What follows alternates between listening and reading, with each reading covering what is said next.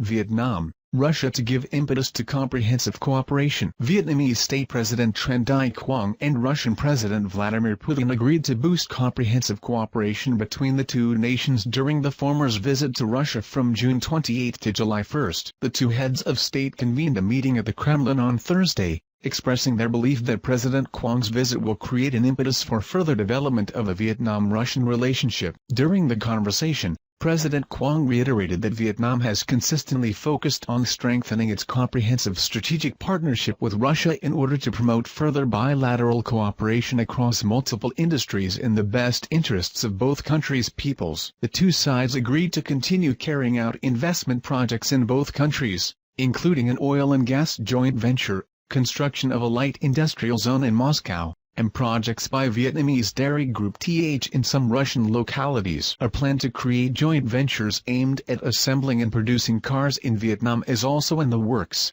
alongside cooperative efforts to step up energy and infrastructure collaboration, they said. Two nations will also consider the possibility of continuing their cooperation in the use of nuclear power for peaceful purposes. The presidents reached consensus on further enhancing collaboration in defense and security, especially in military engineering, and expand ties in science and technology, education and training, culture, tourism, and others. According to President Putin, Russia's investment projects in Vietnam are worth a total of $2 billion, while Vietnam's investment in Russia is $2.4 billion. The two countries are set to establish $500 million Australian dollars investment fund focused on prioritizing agriculture. They also set a target of raising bilateral trade to $10 billion by 2020.